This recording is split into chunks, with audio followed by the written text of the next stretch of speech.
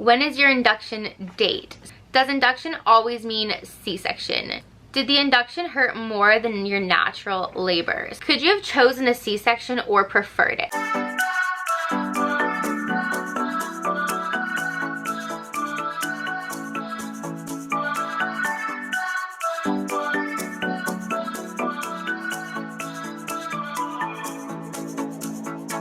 Hello you guys, welcome back to my channel. If you're new here, welcome. I hope you enjoy your stay. If you do, make sure the subscribe button down below before you go. As you can tell from the title of this video, it is going to be my induction story / Q&A. I asked you guys over my Instagram to ask me some questions you guys had about my inductions or inductions in general. And yeah, someone asked me to do this video a little while ago, so I'm just going to not talk for 20 years and just get right into it. Also, sorry for the background, this is the baby's crib that we just got set up. Obviously it's not finished, there's still wrapper on the crib and the change pad that needs to go up on the dresser, and it's the only area that I have to film in right now. So with that being said, sorry for the background. Okay, so I feel like it's important for me to start off with why I get induced. So if you guys are new here, I made a whole video on it. I will link it up here at the top. Back in 2018, I had a 40-week stillbirth, and we do not know what caused it. So Jackson was an induction just to be sure that he would make it here with us, because we don't know why it happened. So yeah, that is why I get induced. So I did do a labor and delivery story. I think it was like actually my first video on here ever. I'll leave it up here as well if you want to go see that, because I don't want to talk too much about my labor and delivery since I already did a video on it. However, I will just be focusing on like the induction process and the induction part. So with Jackson, I was actually supposed to have an early induction anyways. I was not gonna hit 40 weeks. We were gonna go a handful of weeks early just to be safe. But I ended up having Jackson earlier because he was measuring a little bit small on the ultrasound. So when I went to my 37-week appointment, I think it was, yeah, 37-week appointment. I was 37 weeks and 3 days, or 37 weeks and 2 days. I can't remember. One of the two. I went to my appointment and I walked in and he looked at me and he said, so instead of your original induction date, we are actually going to send you today. So after this appointment, you are going to go right to the hospital. So he checked me to see if I was dilated at all, and I was 1 centimeter. So I went home, had to grab my hospital bags because I was not expecting to, you know, give birth. So we had to go home and get my hospital bags. We go and get them and we go back to the hospital. We tell them we're here for the induction and they're like, okay, we're super busy. They had to induce me anyways because it was doctor ordered. So what they ended up doing is, because they were super busy, and by super busy I mean like the OB had 3 scheduled twin C-sections. Like there was just so much going on that day. So he wanted me hooked up to monitors to check on the baby, make sure I was monitored the whole time until they were able to induce me, which ended up not being until the following morning. So while they didn't actually give me the oxytocin, I think it was, I don't really remember. I remember it starting with an O, but I think that's what it was. My only issue with Jackson's birth is that I remember it very vaguely, because I was so scared from the 2018 stillbirth that I just wanted to make sure he got here, that I wasn't really focusing on like the minor details. Dante's better with the minor details from that journey, but I do remember they were so busy it took them like 6 hours to get Dante a chair. So he ended up sitting in the bed with me.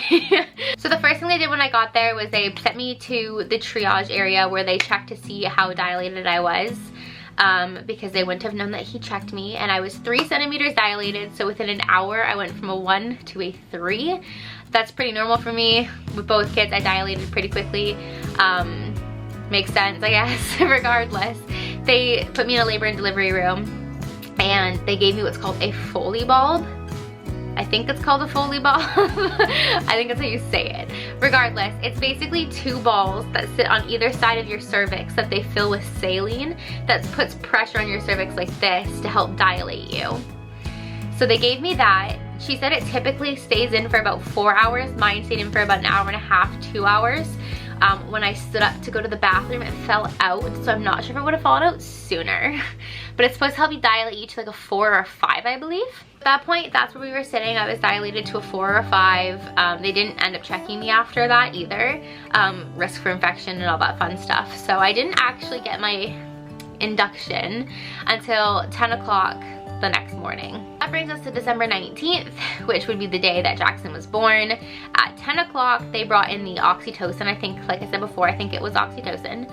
They brought in that, and I got set up on the drip or whatever else, and that's pretty much it. They just let me labor naturally, per se. So they ended up breaking my water, and then a few hours later they came to check me. I was an 8.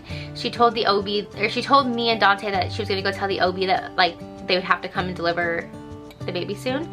And she's like, let me know if you guys feel any discomfort. I mean, like, I swear she left for like 5 minutes, and I was like, Dante, go get her. Like, go get her. I need to push right now. So they both came in with the nurse and the OBGYN both came in, and yeah, I was 10. And then I had him within 5 minutes, and that was pretty much that. So that was the induction process. I'd say mine was relatively quick. I do labor very fast, as I have in the past. Doesn't mean I will in the future, but with Jackson and Levi both, I did labor very fast. That was the process with both. I never really needed any extra like help, per se. Only the Foley bulb and then the actual induction to make me contract. Okay, so now this is the Q&A part of the video. Like I said before, I asked you guys over my Instagram to ask me some questions you had about my induction, from personal experience, or just questions you have about inductions in general, and if I knew the answer, then I would answer them. So let's just get into that. So the first question is, would I be willing to get induced again if it wasn't medically needed? So yes, I would be willing. I don't think I would opt for it though, like not because it hurt or anything like that, or not because it was bad or I had bad experiences, because I honestly didn't. I just think that if I didn't have the experiences that I did, that I would rather just go naturally and have like that spontaneous moment.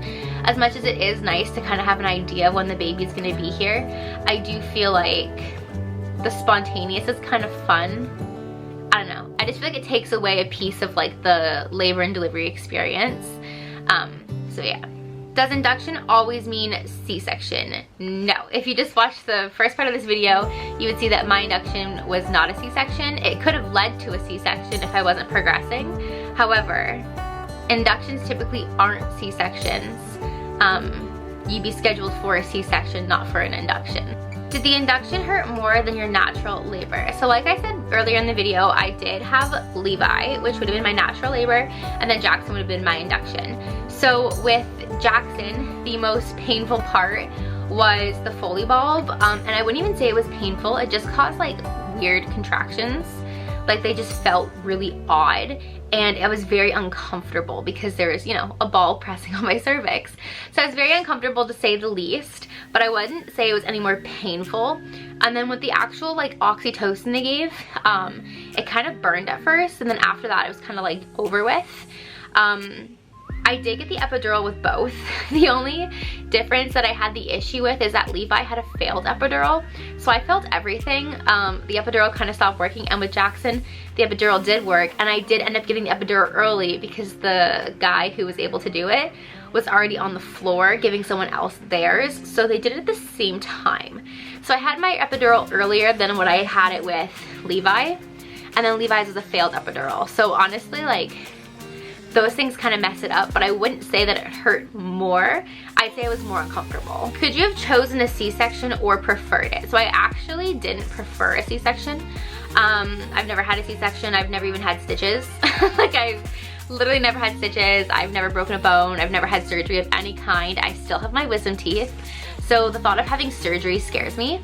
Not that I would be opposed to it if I needed the surgery. It's just something I wouldn't opt for. So I actually never spoke to my OB about having a C-section instead. So I don't know if I could have done that, but my OB listens to me really well when I have like an issue, so maybe he could have like, it's a possibility, but I really don't know. How are you feeling about the induction? Have you finished packing your hospital bag? So I did finish packing my hospital bag. I do have a video here for the baby's hospital bag. They're actually sitting in the crib right now. If you guys want to watch and see what we put in the hospital bag, that video is there. And how I'm feeling, I'm feeling really good actually. I know what to expect this time around, where the first time around I was really nervous because I didn't know what to expect. And this time around I have some kind of idea, so feeling pretty good. A little nervous that we're getting kind of close, just because like just because you had one good experience doesn't mean you'll have two good experiences. So I'm a little nervous to like not have as good of experience as I had like before. But yeah, mostly feeling pretty good. Do you ever worry the induction will lead to an emergency C-section? So like I just said before, I've never had surgery on anything. So I am a little nervous to have surgery, but obviously if that's what's needed, then that's what we will do. I am a little nervous though, but I progressed really well the last time, like when I had Jackson. The OB told me I was a baby making machine, so that kind of reassures me a little bit that I might not need the C-section, but also, yeah, I'm still a little nervous. How long do inductions usually take? So I can only speak from my personal experience. With my induction with Jackson, they started my labor at 10:30, I believe. It was like 10:30 in the morning, and Jackson was born at 4:04 p.m. That's not including the Foley bulb from the night before. That's just from the oxytocin. So I really don't know, but I also know that it can take just as long as like a natural labor. Like it can go up to like a couple days. I just personally never hit that, thankfully. Anything you wish you knew before you got induced the first time?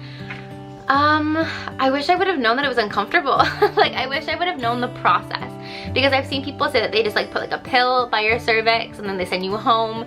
I knew I wasn't going to be sent home. I knew I was going to be monitored, but I didn't know about the Foley bulb. I didn't know it was going to be uncomfortable. I didn't know like the procedure and the steps until I got there. And I'm the kind of person that likes to plan, and it was during COVID. Like it was December 2020 that he was born.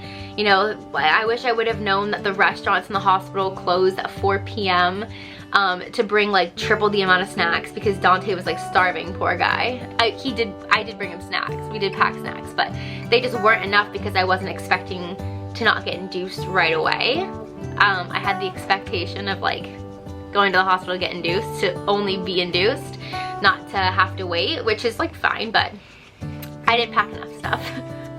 Were you scared for the induction risks? A little bit, yes, but I think it was more of a risk for me to not be induced because of my history. So honestly, I'm grateful for the induction. When is your induction date? So I can tell you that it's soon, but I don't want to give an actual day, even though my OBGYN's kind of given me a day, just because I know, especially like even with Jackson, that things can change, and his due date changed. I guess not his due date, sorry, his induction date changed from what it was supposed to be. So baby boy is looking a little smaller, which is the same reason we took Jackson out early. So I'm thinking if my ultrasounds that he wants to send me for come back and he's still measuring smaller, that this baby's probably gonna be born earlier than the day that the OB already gave me. So for that reason, I don't want to give you guys one day and then, you know, but Instagram will be the first to know when I am in labor, or if I do decide to share my induction day. Instagram will be the first place to know. That is pretty much it for this video. Thank you guys so much for watching. Thank you guys for asking the questions. And I will see you guys in my next video. Bye guys.